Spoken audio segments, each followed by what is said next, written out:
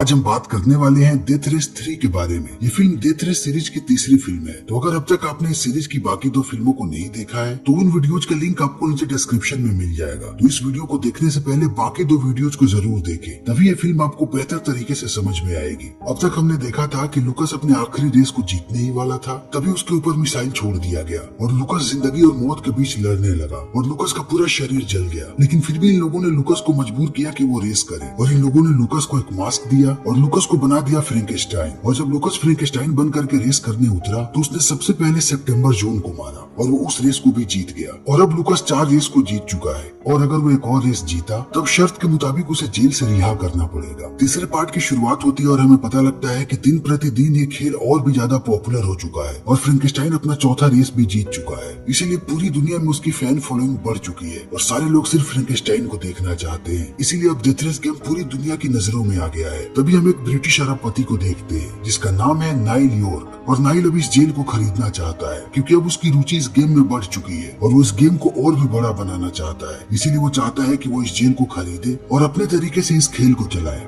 इसीलिए वो mister valent को मजबूर कर देता है ताकि वो अपनी जेल को बेच दे क्योंकि नाइल्स के पास बहुत ही ज्यादा पैसे हैं। लेकिन वेलेंट इस जेल को नहीं बेचना चाहता, लेकिन अंत में मजबूर होकर के उसे इस जेल को बेचना पड़ता है। लेकिन जेल को बेचते समय वेलेंट कहता है कि तुम्हें जल्दी ही फ्रैंकेस्टाइन को रिहा करना पड़ेगा क्योंकि वो 4 रेस जीत चुका है और 5वां रेस जीतने के बाद उसे कैसे भी रिहा करना पड़ेगा। और अगर एक बार फ्रैंकेस्टाइन रिहा हो गया तब इस गेम की टीआरपी एकदम से नीचे चली जाएगी। इसीलिए अब तुम्हारा पासा उल्टा भी पड़ सकता है। तब नाइल्स कहता है कि मेरा पासा कभी भी उल्टा नहीं पड़ेगा, मैं फ्रैंकेस्टाइन को कभी भी इस गेम से बाहर नहीं जाने दूंगा। तब वेलेंट कहता है कि अगर तुमने उसे गेम से बाहर नहीं जाने दिया तो फैंस का दिल टूट जाएगा क्योंकि सबको नियम पता है। सबको पता है कि 5 जीत के बाद हर एक कैदी को रिहा करना पड़ता है। तब नाइल्स कहता है कि मैं फ्रैंकेस्टाइन को इतनी आसानी से आजाद नहीं होने दूंगा और मुझे पता है कि इस गेम को और भी बड़ा कैसे बनाना है। अब तक लोगों ने इस गेम को एक छोटे से जेल में देखा है, लेकिन अब मैं सारे कैदियों को लेकर के अफ्रीका जाऊंगा और अफ्रीका के सड़कों पे उनसे रेस करवाऊंगा जब उनके सामने पूरा खुला आसमान होगा। तब वेलेंट कहता है कि कैदियों को खुला छोड़ना खतरे से खाली नहीं है। तब नाइल्स कहता है कि यही तो अंतर है तुम्हारे में और मेरे में। और अब वेलेंट यहाँ से चला जाता है और वेलेंट जाकर के मिलता है लुकस से और लुकस को कहता है कि अब मैं यहाँ का मालिक नहीं हूँ और मुझे डर है कि कहीं नया मालिक तुम्हें यहाँ से रिहा ना करे। तब लुकस कहता है कि मुझे यहाँ पे कैद करके रखना इतना आसान नहीं है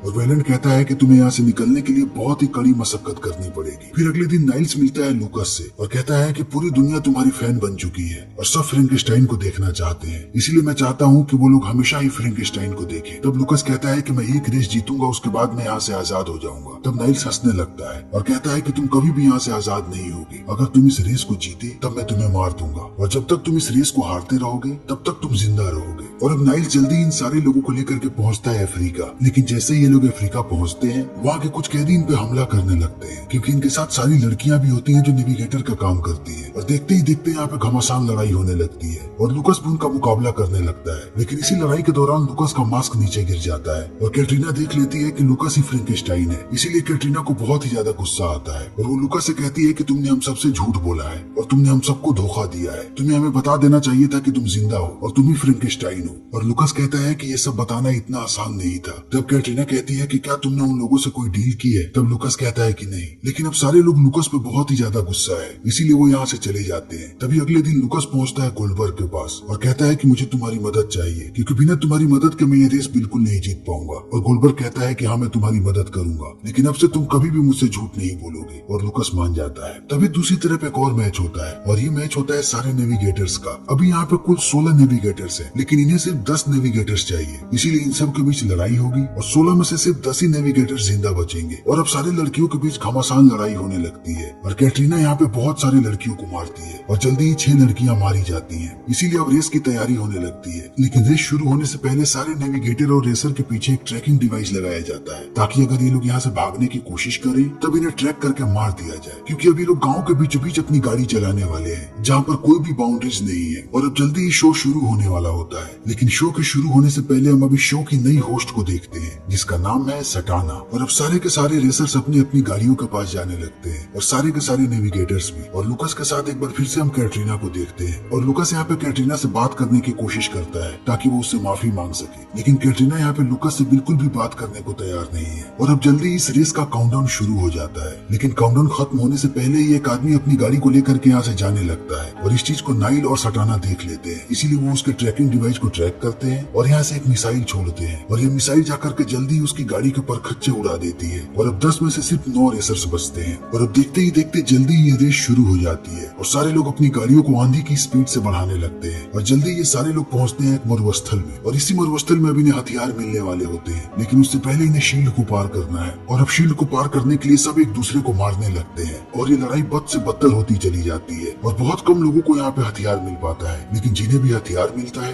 वो बाकी रेसर्स का जीना हराम कर देते हैं और जल्दी ये लोग एक रेसर की गाड़ी को पलट देते हैं, लेकिन गाड़ी के ब्लास्ट होने से पहले ही वो रेसर गाड़ी से निकल करके भागने लगता है। लेकिन एक बार फिर से ये लोग उस आदमी को ट्रैक कर लेते हैं और एक मिसाइल छोड़ते हैं और वो मिसाइल जल्दी उस आदमी के भी परखच्चे उड़ा देती है और अब सिर्फ 8 रेसर्स बच जाते हैं। तभी हम गोल्डबर्ग को देखते हैं जो कि लुकस से बात करता है और उसे बाकी 8 रेसर्स के बारे में बताता है और वो बताता है कि टर्मिनल आइलैंड से सिर्फ यहाँ पे 2 ही लोग हैं, एक खुद लुकस और दूसरा 14 के, बाकी उसके अलावा सारे बाहर के लोग हैं और ये सब के सब बहुत ही खतरनाक और पागल है और ये कुछ भी कर सकते हैं। इसीलिए लुकस को बहुत ही चौकन्ना रहने की जरूरत है क्योंकि ये लोग किसी भी हद तक जा सकते हैं और गोल्डबर्ग यहाँ पे बिल्कुल सही कह रहा होता है क्योंकि एक के बाद एक हमें नए नए पागल देखने को मिलते हैं जो कि देखते ही देखते सारी पराकाष्ठाओं को पार करने लगते हैं और वो एक दूसरे को बहुत ही बेरहमी के साथ मारते हैं और जल्दी ही आज का दिन खत्म होने के कगार पे आ जाता है और लुकस आज का मैच जीतते जीतते रह जाता है क्योंकि आज का मैच रेजर नाम का एक आदमी जीत जाता है और लुकस नंबर 2 पे आता है। लेकिन जैसे ही ये मैच खत्म होता है और सारे लोग जेल के अंदर आते हैं तब एक साइको आदमी लुकस को मारने की कोशिश करता है, लेकिन गोल्डबर्ग उसे बचा लेता है। लेकिन इसी बीच गोल्डबर्ग घायल हो जाता है और गोल्डबर्ग को ये लोग लेकर के हॉस्पिटल पहुंचते हैं जहाँ गोल्डबर्ग की मुलाकात होती है एक नर्स से और ये नर्स और गोल्डबर्ग दोनों एक दूसरे को पसंद करने लगते हैं। तभी रात में एक पुलिस आती है महिलाओं के सेल में ताकि वो यहाँ से एक लड़की को ले जा सके फ्रैंकेनस्टाइन के लिए और कैटरीना को लगता है कि ये लोग कैटरीना को लेकर के जाएंगे, बल्कि ये लोग कैटरीना को नहीं किसी दूसरी लड़की को लेकर के यहाँ से जाते हैं और इस चीज को देखने के बाद कैटरीना बहुत ही ज्यादा गुस्सा हो जाती है क्योंकि कैटरीना लुकस को चाहती है और वो नहीं चाहती कि लुकस किसी और लड़की को छुए और अब वो नई लड़की पहुंचती है लुकस के पास, लेकिन लुकस उस लड़की को हाथ तक नहीं लगाता और जब जल्दी ही दूसरे दिन का रेस शुरू होने वाला होता है, लेकिन रेस के शुरू होने से पहले लुकस सबको सच्चाई बताने लगता है और कहता है कि मैंने तुम लोगों को सच्चाई इसलिए नहीं बताई क्योंकि अगर मैं तुम्हें सच्चाई बताता तब वो लोग तुम सारे लोगों को मार देते, इसीलिए मैं सच्चाई छुपा करके अपने साथ साथ तुम सारे लोगों को बचा रहा था। और अब इन सारी बातों को सुनने के बाद कैटरीना भी लुकस को माफ कर देती है और इन दोनों के बीच एक बार फिर से नजदीकियां बढ़ने लगती हैं और दूसरे दिन का घमासान रेस शुरू हो जाता है और आज हमें कुछ बहुत ही खतरनाक चीजें देखने को मिलती है। आज मुकाबला होता है डेथ रेस के सबसे पागल ड्राइवर और डेथ रेस की पहली महिला ड्राइवर का और वो पागल आदमी इस लड़की की गाड़ी को पलट देता है और उसे मारने ही वाला होता है। तभी वो लड़की अपनी पलटी हुई गाड़ी से एक मिसाइल छोड़ देती है और उस आदमी को वहीं पे परखच्चे उड़ जाते हैं। तभी एक दूसरा आदमी उस लड़की को मार देता है और आज के गेम की शुरुआत में ही 2 ड्राइवर्स की मौत हो जाती है और देखते ही देखते ये गेम एक बार फिर से बहुत ही धाकड़ होने लगता है क्योंकि अब ये लोग अपनी गाड़ियों को लेकर के यहाँ के गाँव में घुस जाते हैं जहाँ पे बहुत सारे लोग प्रोटेस्ट कर रहे होते हैं कि डेथ रेस को बंद कर देना चाहिए। इसीलिए वो सारे लोग इन पे ईंट पत्थर चलाने लगते हैं, लेकिन कुछ पागल ड्राइवर्स उन पे ही गोलियां चलाने लगते हैं। इसीलिए जैसे ही उनकी गाड़ी पलटती है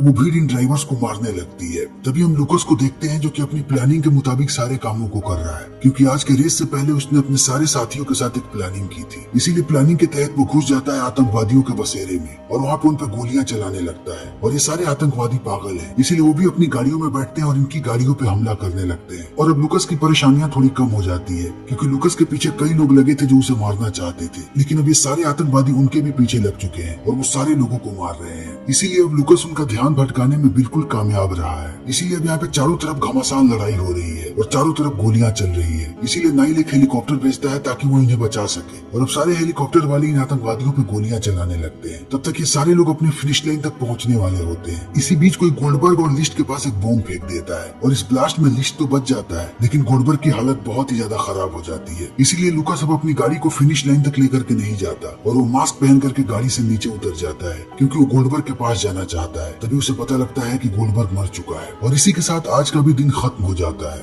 और गोल्डबर्ग की मौत से लुकास बहुत ही ज्यादा दुखी है। इसीलिए रात में नाइल्स पहुंचता है लुकास के पास और कहता है कि कल खेल का आखिरी दिन है, इसीलिए तुम्हें कल कैसे भी हारना है और अगर तुम कल जीते तब मैं तुम्हें वहीं पे खत्म कर दूंगा। और अब नाइल्स धमकी देने के बाद यहाँ से चला जाता है। तभी हम सटाना को देखते हैं जिसे पता लग जाता है कि नाइल्स ने उसे रिप्लेस कर दिया है और उसने उसके शेयर्स भी खत्म कर दिए हैं इस कंपनी से। इसीलिए अब सटाना नाइल्स पे बहुत ही ज्यादा गुस्सा होती है। तभी रात में फिर से एक बार कैटरीना पहुंचती है लुकास के पास और कहती है कि क्या उस रात तुम उस लड़की के साथ सोए थे और लुकास कहता है कि नहीं, मैं सिर्फ तुमसे प्यार करता हूँ। और अब यहाँ पे ये दोनों एक दूसरे से अपने प्यार का इजहार करते हैं और अब जल्दी ही तीसरे दिन का रेस भी शुरू हो जाता है और आज का रेस भी बहुत ही घमासान होता है क्योंकि आज सब कैसे भी जीतना चाहते हैं और वो एक दूसरे के खून के प्यासे हैं। इसीलिए आज बहुत ही जल्दी लोग मारे जाते हैं और रेस शुरू होने के तुरंत बाद ही हम एक ड्राइवर को जल करके मरते हुए देखते हैं। तभी हम लुकस को देखते हैं जो कि सबसे आगे चल रहा है और नाइल्स इस चीज को देख लेता है। इसीलिए नाइल्स डर जाता है कि कहीं लुकस इस मैच को जीत ना जाए। फिर वो अपने आदमियों को कहता है कि फ्रैंकेनस्टाइन को ट्रैक करो और उसके ऊपर मिसाइल छोड़ो। और इन सारी चीजों को देखने के बाद सटाना और भी ज्यादा गुस्सा हो जाती है और वो यहाँ से बाहर जाकर के एक आदमी को कॉल करती है और कहती है कि मैं तुम्हारे साथ हूँ, बताओ मुझे क्या करना है। तभी हम लुकस को देखते हैं जिसे पता लग चुका है कि उसके ऊपर मिसाइल छोड़ा जा रहा है। इसीलिए वो 14K से बात करता है और 14K अपनी गाड़ी को लेकर के आने लगता है लुकस की गाड़ी के पास। और जैसे ही यहाँ पे मिसाइल आने वाली होती है तभी 14K अपनी गाड़ी को आगे कर देता है। इसीलिए मिसाइल का रास्ता बदल जाता है और मिसाइल लुकस की गाड़ी से ना टकरा करके एक पहाड़ से टकरा जाती है और लुकस एक बार फिर से बच जाता है और वो अपनी गाड़ी को चलाने लगता है। लेकिन लुकस के साथ यहाँ पे 14K भी होता है और जल्दी ये लोग पहुंचते हैं फिनिश लाइन तक। और इस समय लुकस सबसे आगे होता है लेकिन फिनिश लाइन पे जाने के बाद वो अपनी गाड़ी को मोड़ लेता है और वो फिनिश लाइन तक नहीं जाता और वो 14K को आगे जाने देता है और 14K आज का मैच जीत जाता है। लेकिन अब लुकस अपनी गाड़ी को लेकर के जेल के अंदर चला जाता है जहाँ पे नाइल्स बैठा होता है और वो जल्दी अपनी गाड़ी को नाइल्स के ऊपर चढ़ा देता है और इस पूरे जेल में बहुत ही बड़ा ब्लास्ट होता है। और इस ब्लास्ट के थोड़ी देर बाद हम सटाना को देखते हैं जो कि मीडिया वालों के सवालों के जवाब दे रही है और सटाना यहाँ सबको बताती है कि नाइल्स की मृत्यु हो चुकी है और उसके साथ साथ कैटरीना की भी। लेकिन फ्रैंकेनस्टाइन जिंदा बच चुका है मगर उसकी हालत बहुत ही ज्यादा खराब है। और अब समय ऐसे ही बीतते जाता है और थोड़े समय के बाद हम एक जले हुए आदमी को देखते हैं जिसका पूरा शरीर जल चुका है और उसका चेहरा भी जल चुका है। इसीलिए अब लोगों के लिए पहचानना मुश्किल है कि ये आदमी कौन है। लेकिन डॉक्टर्स इस बात की पुष्टि करते हैं कि ये फ्रैंकेनस्टाइन ही है क्योंकि उसका ट्रैकिंग डिवाइस फ्रैंकेनस्टाइन के ट्रैकिंग डिवाइस से मैच कर रहा है। तभी हम एक नई कंपनी को देखते हैं जो कि अब डेथ रेस को फिर से नए सिरे से शुरू करना चाहती है और डेथ रेस को शुरू करने के लिए इनको सबसे बड़ी चीज चाहिए तो वो है फ्रैंकेनस्टाइन। इसीलिए लोग पहुंचते हैं फ्रैंकेनस्टाइन के पास। तभी हम फ्रैंकेनस्टाइन का चेहरा देखते हैं और हमें पता लगता है कि ये फ्रैंकेनस्टाइन नहीं बल्कि नाइल्स है। और नाइल्स भी यही बात चिल्ला चिल्ला के सबको कह रहा होता है कि मैं फ्रैंकेनस्टाइन नहीं हूँ बल्कि नाइल्स हूँ। लेकिन अब नाइल्स की बात कोई भी नहीं सुनता और सबको लगता है कि ये फ्रैंकेनस्टाइन है और ये मनगढ़ंत कहानियां बना रहा है। और अब थोड़े समय के बाद हमारे सामने एक शहर का दृश्य आता है और यहाँ पे हम देखते हैं कैटरीना को, वो भी लुकस के साथ। और इन दोनों के साथ साथ यहाँ पे गोल्डबर्ग भी होता है और गोल्डबर्ग अभी भी जिंदा है और गोल्डबर्ग के साथ वो नर्स भी होती है। तभी लुकस देखता है कि अभी उसके अकाउंट में बहुत सारे पैसे आए हैं। तभी लुकस को कॉल आता है वेलेंट का और वेलेंट लुकस को कहता है कि तुमने मेरा बहुत बड़ा काम किया है और तुमने हमारी प्लानिंग को बहुत ही अच्छे तरीके से अंजाम दिया है, इसीलिए सारे पैसे तुम्हारे लिए इनाम है। और अब हमें इनकी पूरी प्लानिंग देखने को मिलती है।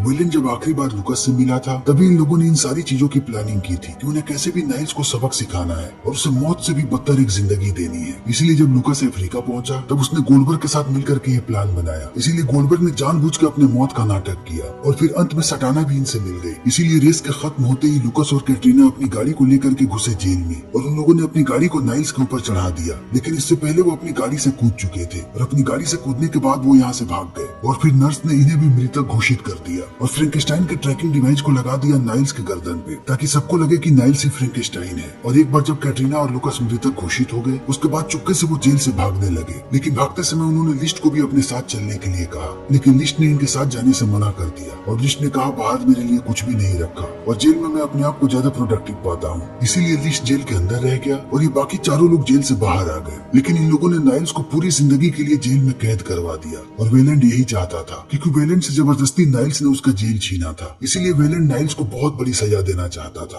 और अब हम फिर से नाइल्स को देखते हैं जो कि बहुत ही गुस्से में है और अब नाइल्स जान चुका है कि वो इस जेल से नहीं निकल सकता। इसीलिए अब नाइल्स फ्रैंकेनस्टाइन बन जाता है और वो इस मास्क को पहन लेता है और कहता है कि अब मेरी जिंदगी का एक ही मकसद है और वो है बदला। और इसी के साथ ये फिल्म यहीं पे खत्म हो जाती है। लेकिन दोस्तों डेथ रेस की कहानी यहीं पे खत्म नहीं होती। हम जल्दी अपने चैनल पे इस फिल्म के चौथे पार्ट को लेकर के आएंगे। तो इसी के साथ हमारी आज की ये वीडियो यहीं पे खत्म होती है। उम्मीद है कि आपको हमारी ये वीडियो पसंद आई होगी। अगर आपको हमारी ये वीडियो पसंद आई हो तो इसे लाइक करें, शेयर करें और चैनल को सब्सक्राइब करें। Thank you.